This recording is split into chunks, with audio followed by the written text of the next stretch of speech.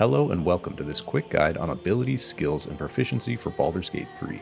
This video will help you understand these fundamental game mechanics so that you can not only create the perfect custom character, but also optimize your character and companions to their maximum power throughout your entire playthrough. Alright, let's dive in. The most important thing to understand about these types of games is everything that happens is based on dice rolls, primarily on a 20-sided die known as a d20. These rolls are happening constantly throughout the game to determine the outcome of different situations, and are either presented to you as an actual dice roll on the screen, or is happening automatically under the hood, which you can usually check in your combat log. All of these rolls fall under one of 6 categories, and these categories are your abilities. You can think of these as your primary attributes, and these may be very familiar to you from other RPGs. These basically represent the different aspects of the human experience. Every single roll that your character makes during the game, whether it's in combat or to influence a conversation, will be modified by one of these 6 abilities. If you go to the abilities section of the character creation screen and mouse over these abilities, you can see exactly what they are influencing. Each class in the game, which is basically the foundation of how you want to play, essentially your archetype, has a different primary ability. This will be represented by a star on the character creation screen, and basically shows you which attribute will have the most impact on your attacks, spells, and abilities. It will almost always be worth prioritizing this attribute first above all other attributes for that class. Something else important to note is that you actually need 2 points in each ability to make a jump up or down, and so you'll basically want to think of these in segments of 2, with 10 being right in the middle and having a modifier of 0.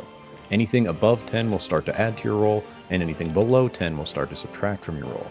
You can see if I drop to 8 or 9 strength, my modifier becomes -1, and I actually need to jump up to 12 strength for my modifier to become +1, and then up to 14 for it to become +2, and so on. Now, an easier way to think about this is to just consider the even numbers. Hitting an even number will give you an increase, while an odd number is simply a stepping stone.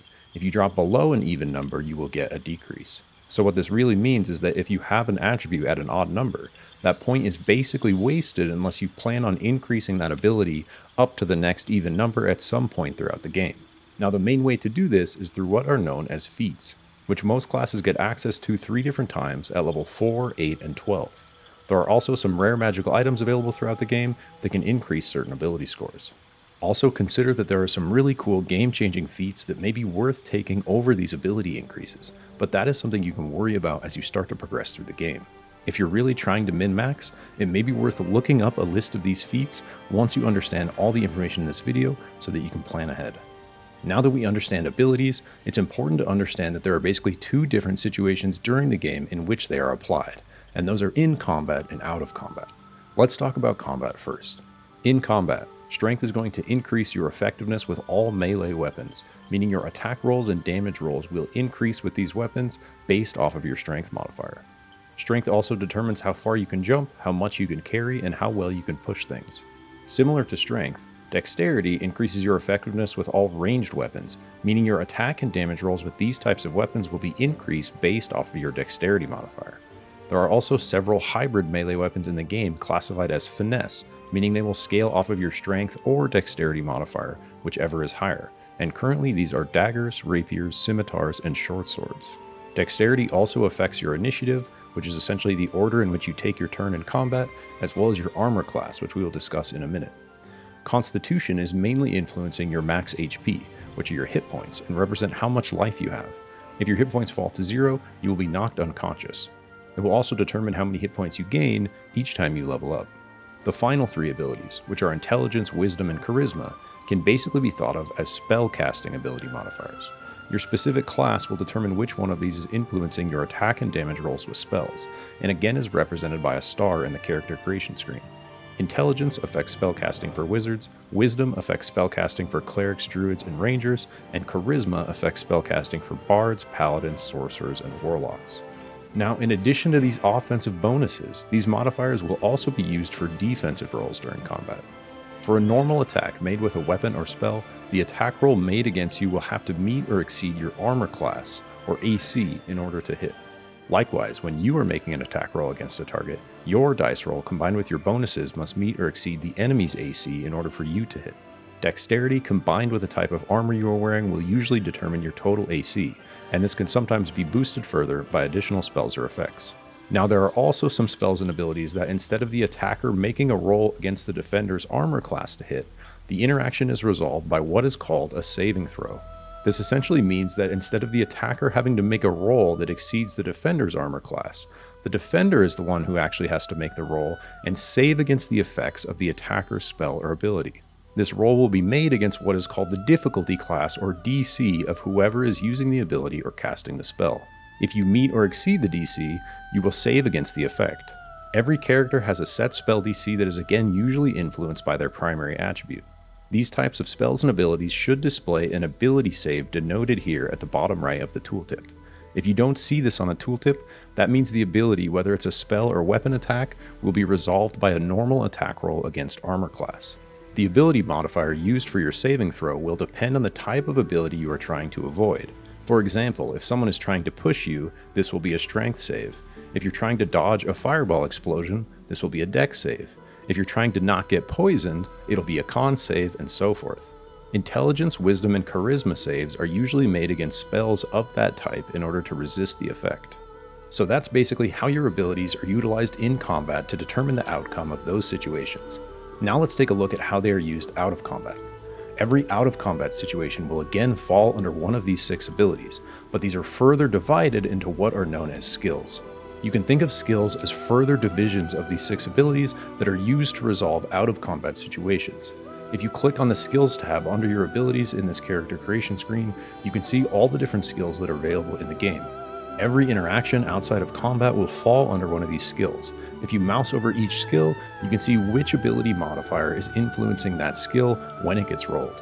Anytime an interaction happens out of combat that needs to be resolved, a d20 will be rolled and the modifier for that particular skill will be added. This brings us back to the DC, or difficulty class, used to resolve specific types of abilities in combat. Out of combat, the difficulty class represents how hard a situation is to overcome. Something very simple and easy may have a DC of 5, whereas something extremely difficult or near impossible may have a DC of 20 or more. In order to succeed in these interactions, a dice roll will be made with a d20 and the skill modifier related to whatever is happening in that situation will be added. So for example, if you're picking a lock, this will be sleight of hand. If you're swimming upriver, this will be athletics. If you're investigating an ancient tome, this may be history, arcana, or religion, depending on what exactly you're trying to determine and what is actually contained within the book. Now that we understand how our abilities are affecting different situations in and out of combat, it's a perfect opportunity to introduce proficiency. Proficiency basically represents you being trained or good at something. Proficiency applies to both skills out of combat, which we were just discussing, and also to weapons and armor in combat.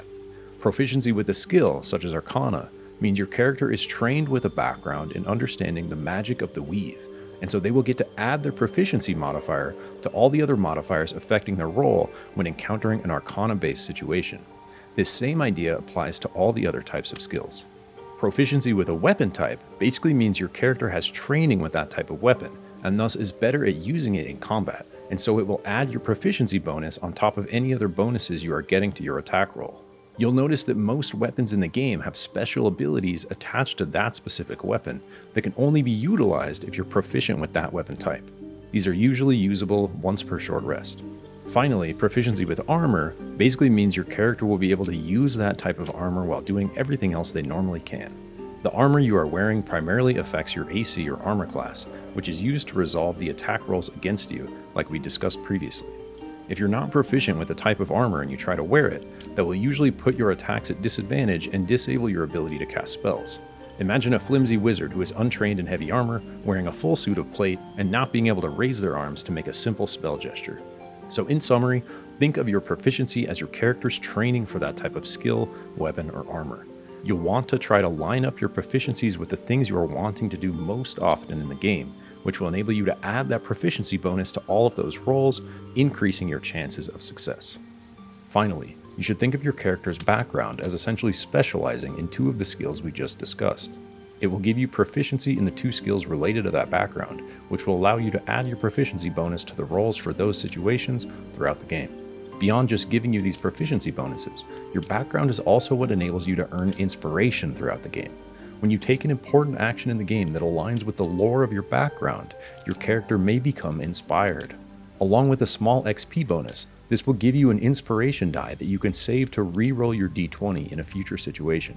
For example, if you're like me and you like to read all the tomes lying around and investigate different magical artifacts and architecture, the Sage background will reward you with inspiration when you make a significant discovery. So even more than your skills, you'll really want to try to align your background with the things you know you like to do most in RPGs. This will give you automatic proficiency with those two skills and the ability to earn inspiration when using those skills throughout the game. And then you can click the skills button under the abilities in the character creation menu to select 2 more skills based on your class that you can gain proficiency in. And this will give you 4 skills total that you'll be able to add your proficiency bonus to during out of combat interactions. Alright, that's it for this video. I know all this can seem a bit confusing at first, but hopefully this guide has helped you understand what is really going on with these core mechanics so that you can get started playing and then really begin dominating the game with your own unique playstyle. My name is Zick, and I really enjoy making builds and guides for RPGs, and I plan to do much more with Baldur's Gate 3, so if you found it valuable, consider sticking around. Thanks for watching, take care, and I'll catch you in the next one. Peace.